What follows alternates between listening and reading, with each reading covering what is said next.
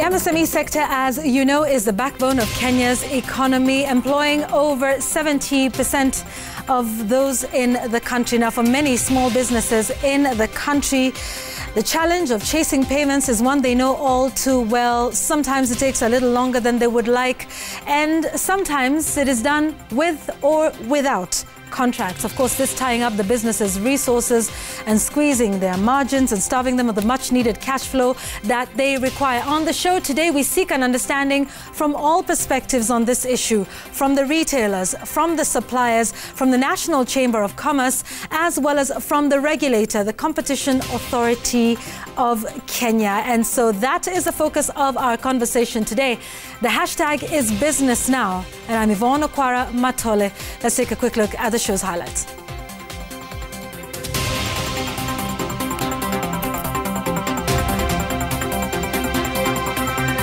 Retail Code of Practice.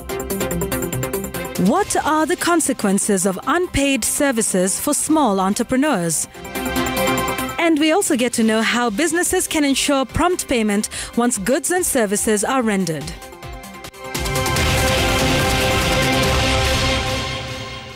And like we said today, getting a 360 look at this sector. Here is a look at the guests we have on the show this afternoon. Once again, the hashtag is Business Now. On the show this afternoon, this is who we're speaking to.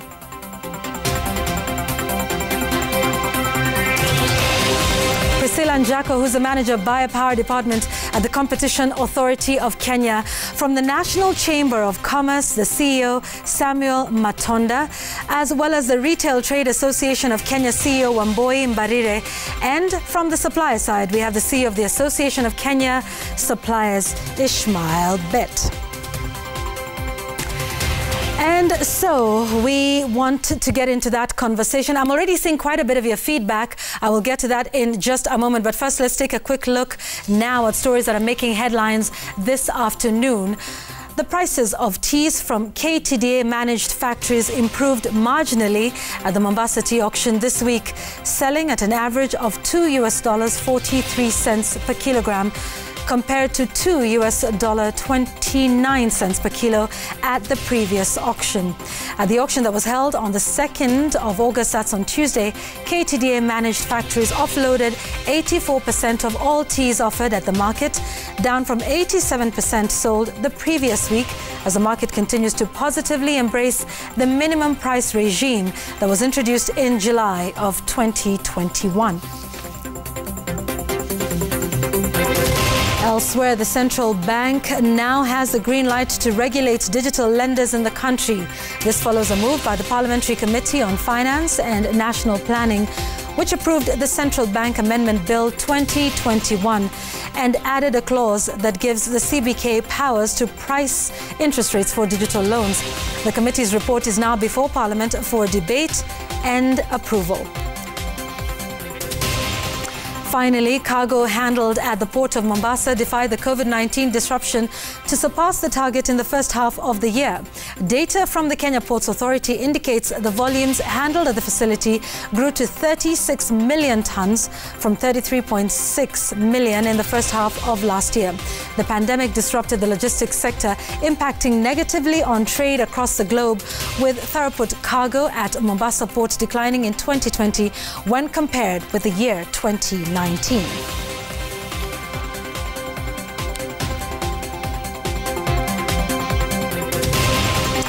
And so we get to the focus of our conversation on the show today, but also do remember our Made in Kenya series continues here on Business Now, where we continue to highlight the MSME sector, Kenyans who are making it in Kenya. That is coming up in the course of this show. We'll get to that in a moment.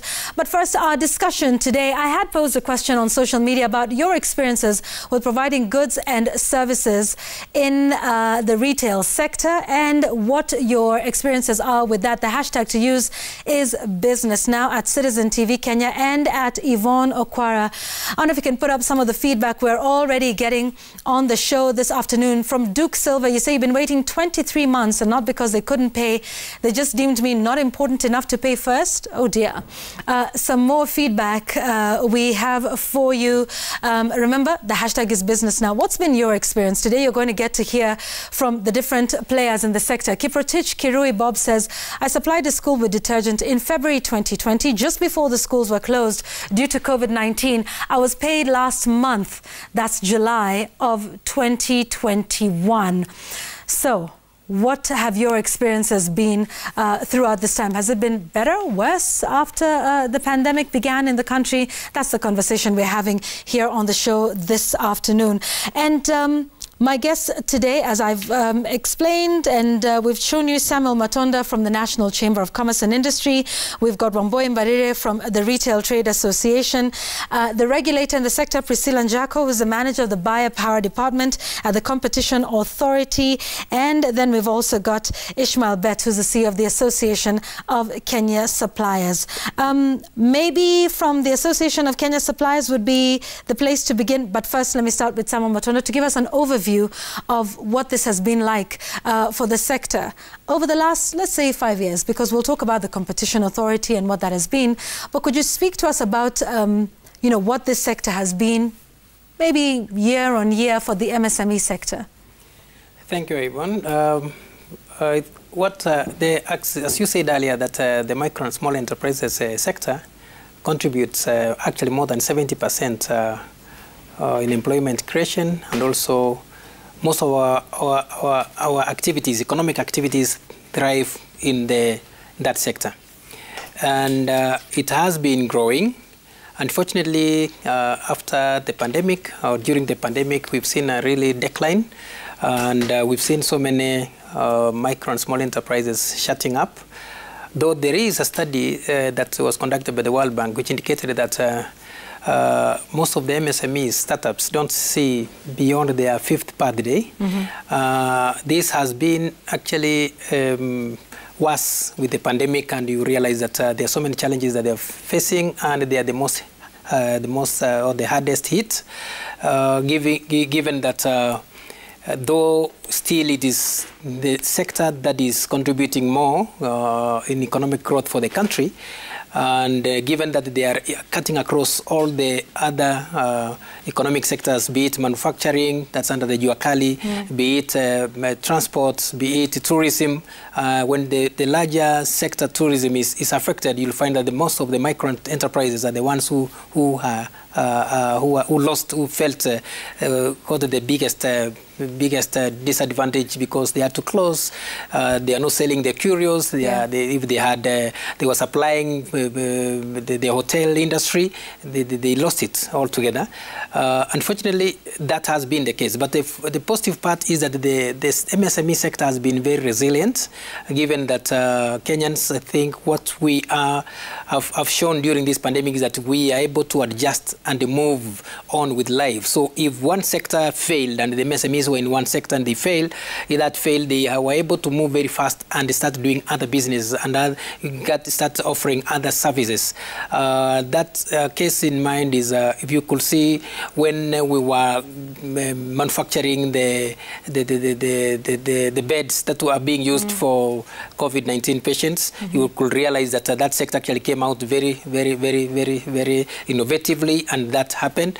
When you look at the movement from one place to the other, if we are not able to move physically, then the sector actually adopted the new technologies, and they adopted e-commerce, and you could see that, yes, we have now other suppliers or other service providers who could carry produce from one county to the other, and all that calls to the innovativeness of the Kenyans, and that's how resilient we've been. And we've seen the sector coming back, and actually looking forward, we see that there is a lot of prospects in the sector. Yet, I know there have been challenges on financial access to affordable finance, but banks have come in and other financial institutions and offering them opportunities to even access funding. Some banks lowering their interest to giving the bare minimum or not looking at the collaterals. Right. But then most importantly, I've seen the government coming in also to really substitute and see how best the MSMEs could access the funding in partnership with, of course, the financial institutions. That has cushioned the sector in one way or another, and it's something that we really appreciate. Yeah. So yes. Adaptability on all round. Yes. With those who are providing financing for the businesses themselves, trying to see ways in which to change how they do their business or change the focus of their business altogether. Yes. And that's a great overview as we get into the discussion. Ishmael, you are with the Association of Suppliers in the country. So what's the experience been with adaptability in terms of getting payment for goods and services rendered? Thank you, Yvonne. As you mentioned, my name is Ishmael from Association of Kenyan Suppliers. I represent suppliers supplying goods and services both through national government and supermarkets and parastatals, all of them. Well, we've had quite a journey. It has been a journey for our members.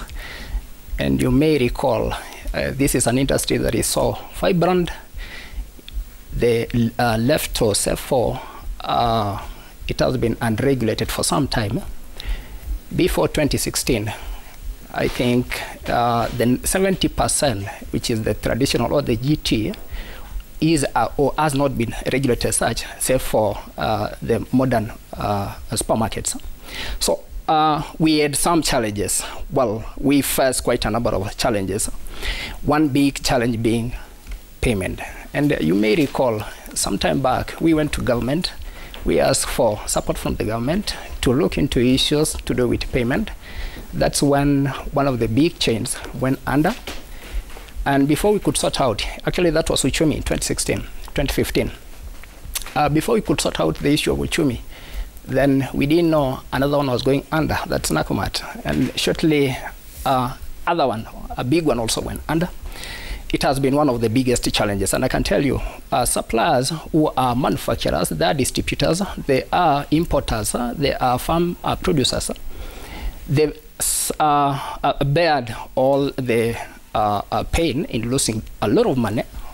For example, Nakumat, actually they lost about 18.6 billion, which was a lot of money. They couldn't recover. Reason being, when a chain as big as it is goes under, our recourse in most cases, you are left with only two options. Either it goes to liquidation, and if it goes to liquidation, the problem is most of the suppliers, or all of them, are unsecured creditors. And when it comes to paying or actually settling after a successful liquidation, suppliers are at the lowest, or they become the last one to be considered. Meaning you have no other recourse other than it's just as good as that money has been lost. Well, we've had this discussion with the government. We came with the government, developed some of the regulations. We developed the code. It has been a journey, and we want to thank Competition Authority of Kenya. We want to thank Ministry of Trade, that they've actually spearheaded what we have today, the so-called Code of Practice, which to us, it comes as a relief. One, because it helps us to sort out this issue at the very early stages, when all the signs are very clear that this could add to the worst. So it helps us to actually bring all these bodies together, that is the retailers and suppliers, to mitigate at the very earliest stages, meaning before we can get to the worst, which is actually going to courts, and the very worst, that's liquidation, we can actually try to sort out these issues at the very early stages of coming together. Yeah, and I'm glad that you mentioned that, because we'll get a little more details on, you know, the Retail Code of Practice and what that means, because the Retail Trade Association of Kenya has actually signed on to that. There was a signing ceremony that happened. Let's understand, you know, this issue from the retail perspective, because the suppliers have talked to us about what the challenges have been, you know, before and after the coming into being of the Retail Code of Practice. What's been the experience from the retail side, Wambui? Thanks, Yvonne. I think I want to start a bit with some history. So retail is about 30+ years, formal retail, but informal retail, which is about 70% of our local retail, is way older. So traditionally how retail worked was on, shall I say, a gentleman's handshake. You will give me these goods, I will then pay you. So when we got into formal retail, that seems to have continued being the status quo. A lot of the agreements done with formal retail didn't really have formal agreements.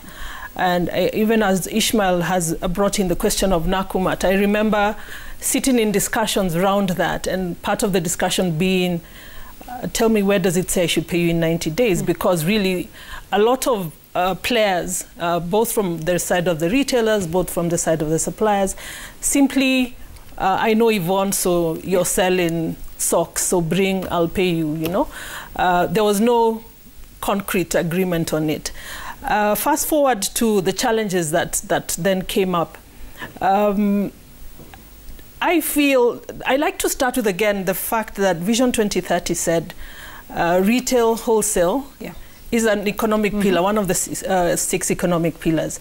For whatever reason, I guess we looked like we were doing very well. There was never any movement within that sector until, not even until Uchumi, actually, until Nakumatt. So Uchumi came, the challenges were there, they closed Uchumi, put it into receivership, it was reactivated, it was reopened. A lot of those challenges continued, but still there was no action taken towards formalizing the relationship. So come the Nakumatt discussion, then we started actually working with government to see how do we ensure that it becomes a win-win situation, a win-win relationship for both players, the retailers and the suppliers. We signed on because we were part of the discussions. We looked to see, even as we formalize, how do we ensure that neither party suffers? We did finish it. I keep saying, and I know Priscilla will bear me on this one, that the point at which we did the code was at the height of the emotion of Nakumatt. So even as we were taking part in it and we felt we had all done a good job, in retrospect, I think we didn't pay attention to normal routine processes that do happen within that. I think we tried to capture it in a phrase that you'll see that recurs often in the code, that says there not being a supply agreement is when now what CAK has brought into place would then fall in place. Because if we don't allow that relationship to continue outside the law, then we'll be hindering business. So we did capture that. So we signed on because we knew that a B2B relationship shall continue. Worst case scenario would make us have to go to CAK. The thing we also need to keep bringing out is that, and I'm sure Priscilla will say the same, the intention is not to curtail business. The intention is to support business continue. Even as you move through your B2B, there will be things that you might not agree on, and then how do you deal with that? So the code then brought in 2 committees. One is will be run by the BMOs, the suppliers, the manufacturers, and the retailers. Should that particular group not be able to agree on it, then we take it forward to what is then called the Retail Trade Dispute Committee, which then has government sitting on it, the retailers, the suppliers. It has COG on it, and national government as well. So, you know, I said at the start of this show that for the longest time we've focused, even, you know, within the media on pending payments, particularly with national and county governments. But like you said, you know, there's a lot of businesses happening within the private sector, within the retail sector that is also happening, and I guess that's what led to the Retail Code of Practice.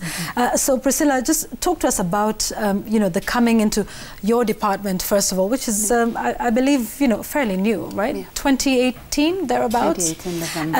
Yes. So talk to us about, you know, your department, what buyer power is, and the definition of abuse of buyer power, and you know, what necessitated then the department that you run. Okay.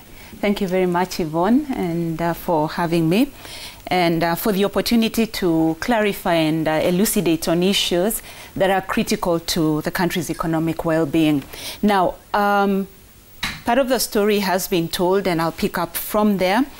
The Buyer Power Department, and probably the better place to start would be at where the Buyer Power Department and the authority exists, the space it exists within. There is the Competition Act. That's the enabling act, and that's the law that allows and mandates the competition authority to engage with markets with a view to enhancing, safeguarding, promoting competition in the national economy. Now, typically, we have three areas of competition law. Those are the traditional ones. You have the usual abuse of dominance, you have restrictive trade practices, and then you have regulation of mergers, and those are pretty familiar. But I think it's important for us to note that there is an area that is acquiring traction, not entirely new, has been in existence in other jurisdictions, especially in Asian jurisdictions, in view of their prioritization of fairness in dealings between parties out there in the market.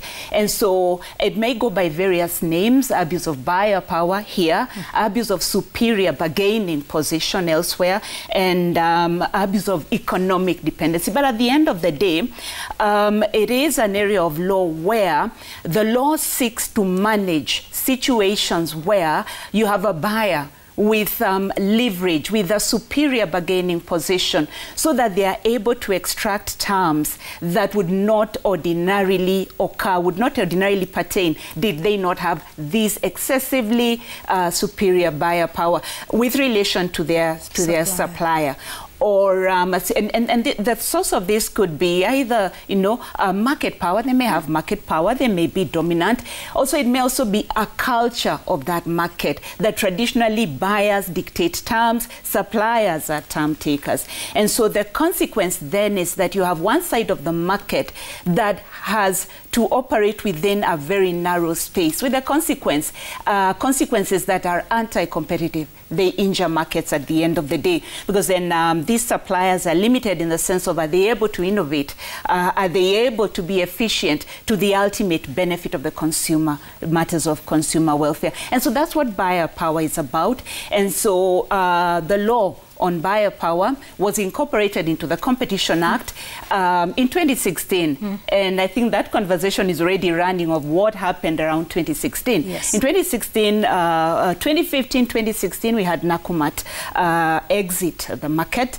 And there was, of course, the debt owed to suppliers with the consequences that Ishmael has raised.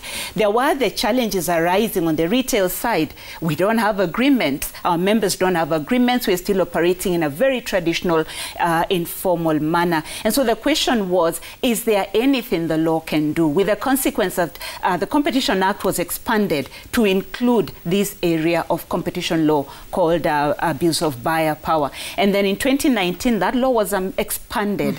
You know, the taste of the pudding is in the eating. So 2 years later, the reality, I think, that this law needed to be more robust came to the fore. And so Parliament then expanded the law so that now there are two key things that were added into the law, and which is what leads us to the code of practice we have today. Now, there is one, the ability of the authority to interrogate markets, to surveil markets, to monitor markets for incidences of abuse of buyer power on its own motion, not with a complaint having been lodged, so that the authority is able to go out into a market where there are incidences of abuse of buyer power or a likelihood of abuse of buyer power. And the authority can then impose prudential and reporting requirements where those instances are found. And should there should the authority find that the incidences warrant further action, then the authority can require that the stakeholders in that sector put together a code of practice. Okay. And that's how we end up here. With the retail code of practice. With the retail code of practice. And that is, you know, I think we've created a very clear understanding, you know, from all perspectives as to how we got here. And you know, now we understand. We'll come and talk about, you know, what happens in the event of a dispute. What can the competition authority do? What sort of, you know, leverage has been given or power by the law which was amended in 2016, and how that can happen between the two of them. Maybe to hear from Ishmael. So since this came into being, and we know of those big, you know, the big players in the retail sector, have you noted any improvements? I guess my question is sort of two-pronged. One, have you noted any improvements since then? But then there's also been the COVID-19 pandemic, which has made things harder all around for suppliers, for retailers, for manufacturers. I mean, the economy is something that is you know, has taken a beating, no matter which side of the economy you sit. What's been the experience through the COVID-19 pandemic, and also what's been the experience since the Retail Code of Practice came into being? Are you seeing improvements in the relationship between suppliers and retailers? Thank you, Yvonne. Just as you've asked that question, have there been some improvement? Well, what I would say, when the Code of Practice came into being, and actually it was gazetted, I think, a few months ago in May, but it has been a working document since 2018. There have been a lot of enlightenment within the sector. That means there are a lot of information going or doing round amongst our members, and also on the other side of the retail sector, on what exactly amounts to unfair trade practice, because these all were revolving around unfair trade practices. This one we borrowed from the EU. And the application of it could be now where the question is, to what extent have we implemented this? I can tell you, Yvonne, that with the COVID, since it came in 2020, one of the casualties that filed with them was actually Tuskys. They were caught in between because that is shortly after COVID strike. That's when we heard about the issues revolving around Tuskys. Well, as to if that has actually solved most of the issues surrounding or involved, I mean, suppliers involved. Well, what I can tell you for a fact, Code of Practice is not all about payment alone. It has much beyond payment issues. It goes beyond the late payment, the delayed payment. There are issues to do with rebates. There are issues to do with delisting. It has issues to do with promotions. But let me begin with payment. You know, when information are out there, shortly before we could actually came together and come up with the Code of Practice, most of the suppliers who were either unfairly delisted did not know that actually it was an unfair trade practice to be delisted, and there were a recourse as to that or how you can actually come back. But with those informations and the enlightenment we are doing to our members, we are telling them, you know, there are recourse. If it was you were unfairly delisted, there is a recourse to the same. And this one is actually, now that it's under the code and it has been gazetted, you are protected by the law. Same to the payments. If payments delay beyond the agreed or stipulated time, it could be 30 days, what you had agreed with your retailer. We are saying, well, bring it to the attention of the retailer that actually it has gone beyond the stipulated time. And this one is against, or it goes against the Code of Practice. Well, what do we do when this information, or what do you do when you are in that situation? We encourage, when we were developing the code, we were alive to the fact that the relationship between a retailer and a supplier began between the two of them. Before we existed, they existed before us. Meaning they have the first opportunity to actually address these issues amongst themselves. In the event it doesn't work, that's when now you bring it to the attention of the committee. And first of all, you come to the associations where we sit representing our members. We try to solve. If it doesn't work, that's when we move it to the committee. We have the two committees, Prompt Payment Committee and and a dispute resolution committee. The two committees actually tried to sort out these issues at the very early stages. What we've noted over time is that if the issues of late payment are not addressed when at its early stages, it tends to snowball and becomes bigger. And once it's too big, it cannot be resolved, or it becomes too difficult to actually resolve. Meaning, and most of the agreement, if you could have a glance at it, some of them have 30 days agreements, but the payments come after 90 days, meaning they have about 90 days to pay a supplier. If they delay beyond that, you are talking of 120 and etc. days. Meaning, if you are 100 of you or 1,000 of you, it means these are huge money that you're talking about. We give an example of a retail shop that collects about 1 million, 100 million per day. In 30 days, they're collecting about 3 billion. If they move payments of some to all by 30 days, meaning you are moving 3 billion by an extra month, that's 6 billion. It becomes so difficult given that they are operating on some lean margins to actually recover this money and pay supply. And we've had some of the reasons as to why it could not be possible to be paid within the stipulated time. Some are very genuine reasons. Some could be because of other reasons beyond, or we cannot understand. But what we are encouraging our members, and we are encouraging everyone who are operating in the retail sector, that if you read or you see the telltale signs, they've moved payments from 30 days to 45 days, that's a warning sign. If it goes to 60 days, know that you might not be alone. You might be a number of you. And this could be beyond what you are looking at. We are saying come out very quickly. Let's have these issues raised. Let's address these issues at the earliest time possible so that we do not get to where we've been before.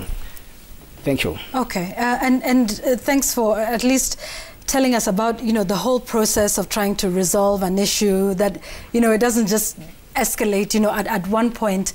I will come to you, Samuel, in a moment. But Wambui, what would be some of the reasons for delayed payments? Because, we hear the complaints about, I haven't been paid and there was a contract. And we'll come back and talk about, the traditional, I know you, you know me. And like Ishmael said, a lot of these relationships, happen outside of the retail code of practice because that's how business is done. But what would be some of the reasons that, would cause a delay of payment from the retailer's perspective? Okay. Can I start by saying that the relationship between a supplier and a retailer should be a partnership? Yeah. And again, majority of markets out there are retailer markets. Sadly, our market is a supplier market. And that seems lost in the noise, that the suppliers actually have the power in the market, not the retailer. I wanted to add to what Priscilla was saying about buyer power. Buyer power would be in my top tier. They're the only ones who can be classified as being the people with the power. But beyond tier 1, the suppliers take back the power. So you'd have businesses, and I know we keep being told bring these things out because, as I said, we did the code in the heat of the moment and the suppliers were shouting loudest, and we didn't bring out what our challenges are. So, for example, I like using, I don't know what to use so that I am not seen to be targeting anyone, but I'll say, for example, if I supply, a lot of manufacturers buy goods of their products, be it flour, be it oil, be it. So if I am a big supplier of product X that has a byproduct Y, X, Z, we have a lot of situation where, because I must buy the X, it's declared, you want 10 cartons of X, then you must take 5 cartons of Y. Now, Y is a new product, no market space, no promotion put into it.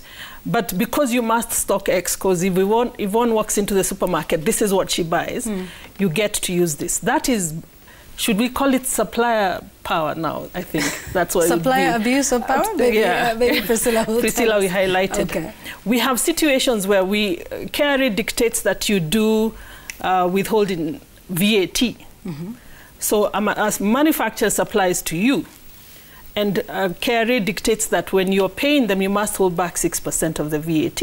You'll have manufacturers saying, if you withhold, you won't sell. We won't supply you. Or you must pay us before we supply. And then I'll pay today, and I don't get supply for the next 3 weeks. Yet I've already paid. Or I've paid, and the products are here, find your way here and collect it. The market seems to have lost, historically, the importance of the consumer. The other thing we keep hearing about is everyone pays cash at the till. Therefore, why is it? And Ishmael is very good at giving those figures. But once you do that, I use milk as an example. So milk, for example, comes to a retailer with a margin of 2 to 3 shillings per packet. That's how much the retailer is going to make out of that packet. However, the retailer must employ someone, must pay for a fridge, must pay electricity, must make sure that when the consumer walks in, the smell at the milk place does not push everyone away. But no one wants to have that discussion around that, this managing my 2 shillings. We have this animal we call recommended retail price in this country. Again, that's a way, and I say this very often and with no malice intended, that yes, there have been retailers that had challenges in paying, and the consequence was there are SMEs that then didn't survive that particular era. However, explain to me how we walk away with the money perceived, but the majority of the manufacturers remain in business. So you lost money in Uchumi, you lost money in Nakumat, you lost money in Tuskys, but you're still operational. There's something wrong with our pricing system. And it doesn't fall on the suppliers, it doesn't fall on the retailer, it falls on the system.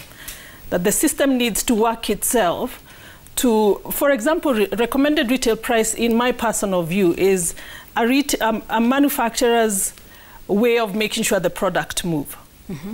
But again, this is something I've even said in the Ministry of Trade, that we must look to let the market place itself. Because even if you sell me a product at 10 shillings and I want to sell it at 20 and somebody else wants to sell it at 12 shillings, that market will... So it should be able to regulate itself. It should regulate itself. Okay, as opposed to the recommended retail price. Yeah, I just want to pause on that a little bit, because I'm due for a break.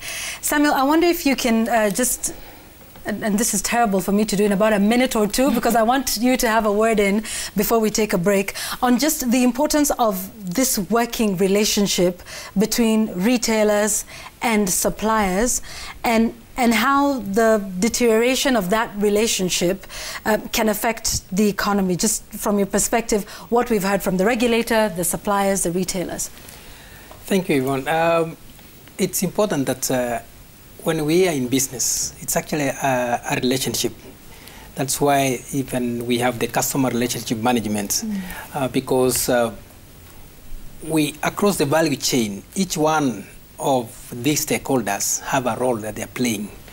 And in Kenya, there's a word that they use, we also have brokers somewhere, which others say that they are not supposed to be there. But when you look at, they have a specific role, for instance, for as much as they may be detested because of consolidation and all that they do. So when it comes to managing the relationship of the stakeholders is very important. Most of these are actually our members. Majority of these retailers, the suppliers, are our members at the Kenya National Chamber of Commerce and Industry. And we really sensitize and we capacity build them at different levels depending on what the issue is. But it's important, as Ishmael and Bariria said, that retail has been there even before some of us existed. You can talk of barter trade. And there is no way we can produce, then we do not have a market. And that's the issue and the problem that the micro and small enterprise sector is facing, access to markets. So in Kenya, one of the markets outlets for the produce that the MSMEs make is actually the retail. Where I could have talked about that's for the local markets. Maybe we could also have a role of having these products going out of the country, then we talk of export. But for the local market, we have the retailers, be it the open air markets, be it the supermarkets and the retailers, the shops, the kiosks that we have. Yeah. All these, most of them are actually even operated by MSMEs. Yeah. But when you look at the big retail shops, unfortunately, I was involved at the inception of this prompt payment, the guidelines that were done by the ministry. I was still in the private sector then, and when NACMAT went under, it wasn't nice. But again, now it's good that we are somewhere, and this is the role of government now to come and midwife and say, yes, can we have a better relationship so that all of us are able to trade above board. Absolutely, and I think what's coming out obviously is that in the midst of that relationship between retailers, suppliers, the regulator, the customer is king. Yes, the customer is king. So we will get back to our conversation in a moment. I want to take a short break. You've heard from suppliers, you've heard from the retailers, the regulator and the Chamber of Commerce and Industry. What is your experience in this regard? Please keep your comments coming in at Yvonne Okwara at Citizen TV Kenya. Let me take us to a break with this tweet from Frank Otiende, who says, I did some branding job for a certain company and was paid after 9 months. When we come back, the Competition Authority of Kenya takes us through that retail code of practice. Contracting, what happens in the event of a dispute, how far can that go? This is Business Now. The retail code of practice is what we're discussing here. Basically put, the issue of getting prompt payment for goods or services rendered. What's the experience on either side of the divide? We'll be right back. This is Business Now.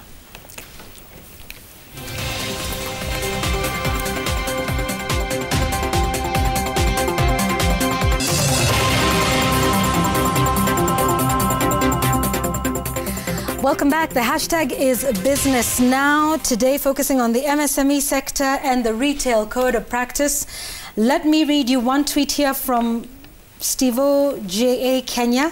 You say, this is a great discussion. The biggest contributing factor to the death of MSMEs is the lack of working capital, especially in manufacturing. Suppliers are hesitant to give credit, while corporate customers want between 2 to 3 months that they don't adhere to, and there's much more of the same conversation as well that is happening. Richard, I'm going to try and temper your tweet a little bit. I understand the emotion when you supply goods and they're not paid. You say you once supplied IT goods to, I won't name the company, and then you say you got paid 100 days later, while the agreement stated payments are to be made in 30 days. I will leave the rest of the tweet. I mean, obviously, you can understand this is... I am really trying to edit that one and censor it quite a bit. I mean, you understand what it is. There's people who are supplying goods. There's retailers on the other end who are saying, well, in some cases, there are cases where, you have suppliers who, ask us for things, and then there's who retains what amount of taxes. Do I pay you for everything? Or, are your goods sitting on my shelves and I'm not able to, have those sell? At what point, and the margins for either. So that is your feedback. Keep it coming. And if you've got any questions for the Competition Authority of Kenya, perhaps you are one of those suppliers, one of those retailers, and you feel like you need some sort of redress from the CAK, please do send in your tweets. The hashtag is Business Now at Citizen TV Kenya, at Yvonne Okwara. Also, a quick reminder, Made in Kenya is coming up in just a moment. But first, let me get some closing comments now from my guests. And I'll start with you, Ishmael, from the Kenya Association of Suppliers. So, we now have the retail code of practice. You say we're moving forward, and you give us, some great history as to how we came into being with that, the unfair trade practices. So, how are we doing now, and what's the way forward as we close? Are we moving in the right direction? The laws and regulations now helping to define that relationship better and ensure prompt payment on your end? Thank you, Yvonne. I can authoritatively say that it has been a journey. But that has been the single step we've made. We are still yet to do quite a number of things before we can actually have these issues resolved or address entirely the issues especially revolving around payments. And I can say, with the code of practice in place, now that it has been gazetted, we have 2 committees that are mandated to actually make sure that this code work for all the parties. And the future could look brighter on our side, in that now that all issues, and especially the issues revolving around or anything to do with unfair trade practice that is covered under the code, can be addressed. We have an avenue. This is the beginning, but we are heading somewhere. We don't want to lose hope. The future looks brighter. The collaboration we are having as of now between ourselves and the retailers is to resolve each and every issue that has been an issue before. So looking at the future, we can say the future looks brighter for our members and the retail sector at large. Thank you for that. Let me hear from you, Wambui. Your closing thoughts? I think the success of the sector will be mainly based on discipline amongst the players, that each player keeps his end of the bargain. In terms of, if I order 20, please supply 20, not 15, not 10. If I have sold your goods and everything is in order, let me pay you on time. So the discipline of all the players within the sector. Secondly, that it's a partnership, as I said earlier. So don't bring your goods and walk away. Come, let's discuss and make a plan of how to move your products off the shelf so that when you come back, we have sold and we are in a position to pay.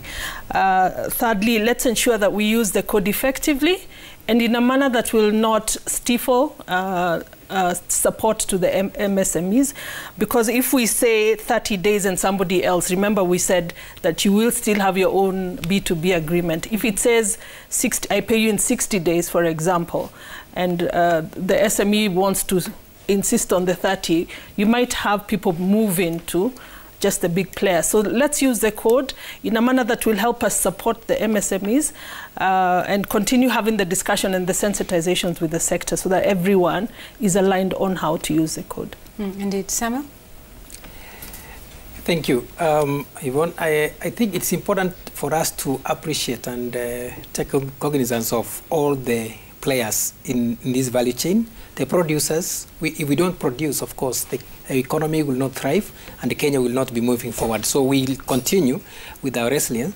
But then, of course, the retailers, be it the big retailers and the small kiosks, those who give the opportunity for the produce to be showcased and reach the consumer, I think we need also to be considered and see how best can we really pay so that we are able to cushion our suppliers and our MSMEs. And for the government, the policies are very good and they are made, and we really appreciate the country for that. But also the implementation part is very key, so that we are able to really ensure that whatever is put down on paper is actually being actualized and implemented for the benefit of all and the economy at large. Thank you very much. Yeah, and indeed, that's a very good place to take it to Priscilla now on implementation. We've saved you for last because, there's a number of issues. So you said that the Competition Authority can, of its own initiative, investigate a matter and look into it. So what can the Competition Authority do in terms of enforcing the retail code of practice? So can you impose liabilities or, or penalties, on them? Take us through that. Thank you, Yvonne. On the code, I think it's important to underscore that this document was presented to us by the sector. And the difference between a code, the code that we keep referring to as a 2018 and the current one, is that the current one is actually binding. It is anchored within the Competition Act. And in recognition of, I think, what the parties have referred to here as just the independence between the parties, the authority leaves then the parties, the sector stakeholders, to implement the code. But the authority is right there at the back. And so you have a retail dispute committee, but any disputes that cannot be resolved will then come to the authority. What can the authority do? The authority is able, remember, abuse of buyer power and delay of payments is actually an offense under the Act. And so there are powers given to the authority, and it can impose a penalty, a financial penalty, can require settlement, and can even escalate this matter to the ODPP, in which case now it becomes a criminal offense. And so it's important that the parties realize that the retail code of practice does bite, unlike the previous one that was agreed, was put together with the support of the Ministry of Trade and the Competition Authority. And so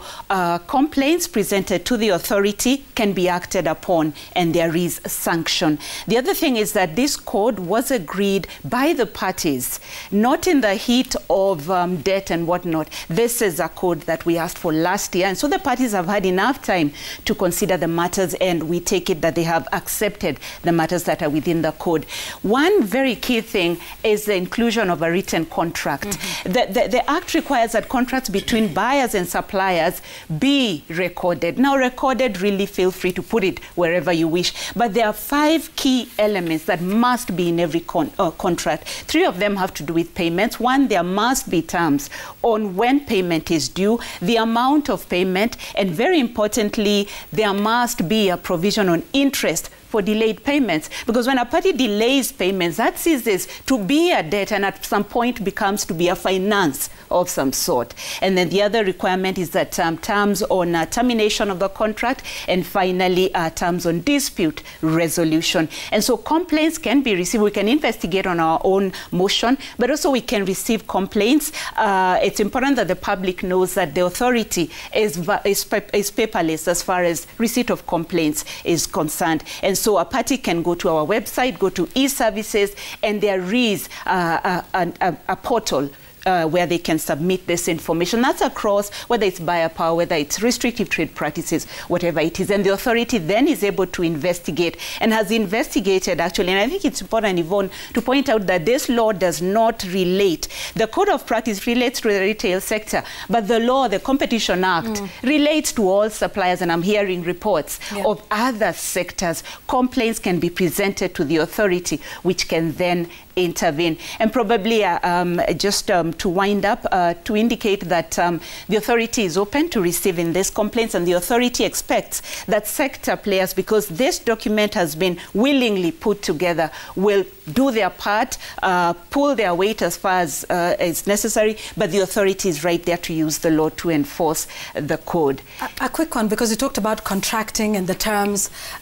What happens if there is no contract? If there is no contract, now in law, a contract does not necessarily have to be written. Even the informal contracts are actually contracts. And so we are able to deduce what the terms of that contract were from communication exchanged, emails, invoices, LPOs. We can then put together the terms of the contract. But it's very important that contracts be put down in writing so that at least the authority is able to intervene. And probably just finally in closing, to indicate that the authority continues to enforce competition law, especially in this time of the COVID-19 pandemic. Now outside, let me get outside abuse of buyer power, to intervene with regard to sectors that have been negatively impacted, most negatively impacted by the COVID-19 pandemic. And so we have joint venture guidelines that are intended to ease joint ventures. We have block exemption guidelines, and all this information is available on our website. And with regard to mergers, the authority has undertaken to expedite mergers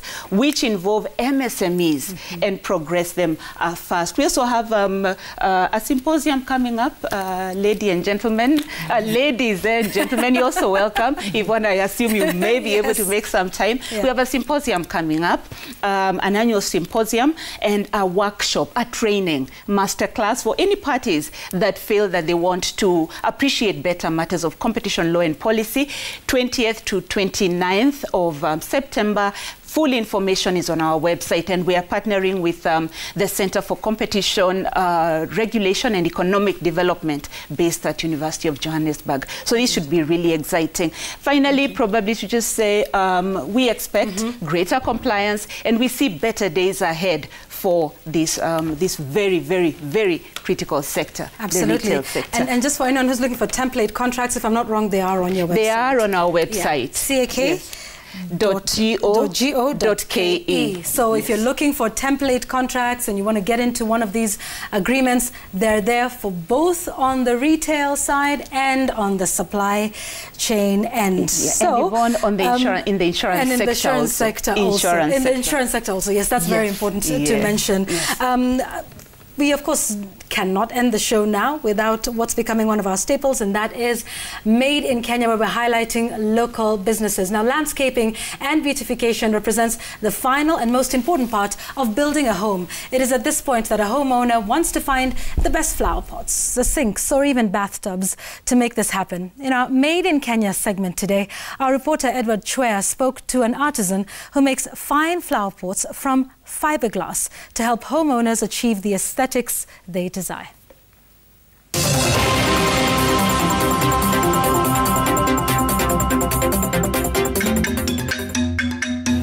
A dusty and congested garage-like compound in Kajiado's Kitengela town. A team of 8, each with a special assignment, complements each other's work. Their aim is to earn a living through the making and sale of these pots and other products from fiberglass.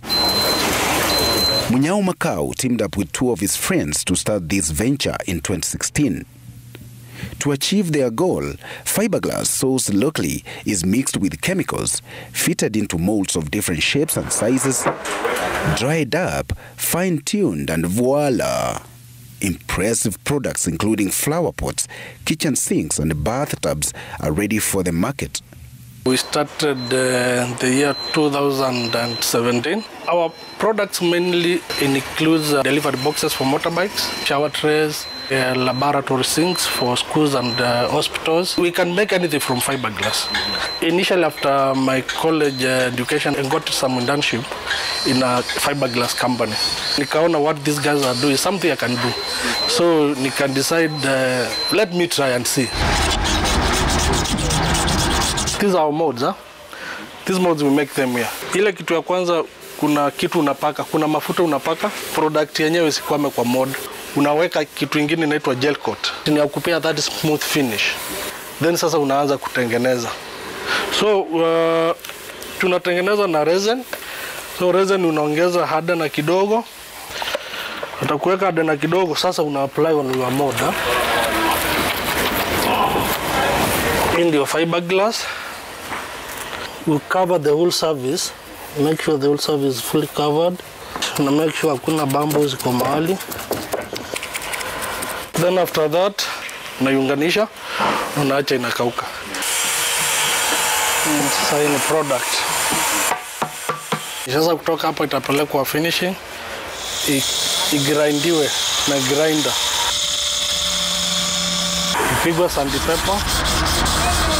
Sasa ipigwe rangi. Each of the people here plays a role in ensuring the end product meets customer demands that have been growing by the day. Kenyans appreciate what we are doing. We use some multiple layers to make our product. They are strong, they are durable, and they are very smartly finished. While his clientele has gradually expanded, his venture, just like any other, has had to cope with a number of challenges. Ya kutaka loan ya expand your business, kuna so many procedures. Unaambiwa ulete hii, we need this kind of security, hauna. Kuna the established enterprises. So kukompiti nao kwa market, unajua wao wana import materials. Sisi tunajua tunanunua zenye wameshaleta. So unapata wao ile price wanauza na ile wewe unauza, hata wakiuza half what you are selling, you cannot beat them in the market. This venture, Munyao says, has made it possible for him to fend for his family and those he employs. Saa hii venye kazi imekuwa mingi kidogo, sasa tuko na 6. Hiyo inamaanisha wanapata their daily bread. Tunaleta watu fresh, we train them, tunawapea kazi, we observe them. Wanaendelea na kulani, learn is a process. Wanakuwa mafundi qualified. And every time a mold is opened, Munyao and his team know too well that they have contributed to the growth of the Kenyan economy through local manufacturing. Kenyan people should trust the Kenyan products. Support Kenyan product, support Kenyan local manufacturers. They buy Kenya, they build Kenya. Edward Chwea, Business Now, Citizen TV.